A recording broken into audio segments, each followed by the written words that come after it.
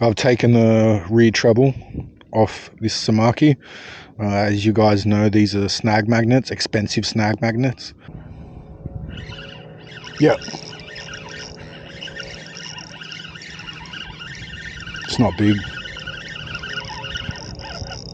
Oh no, he's caught on something. What is that? It's a flathead in a bunch of weed.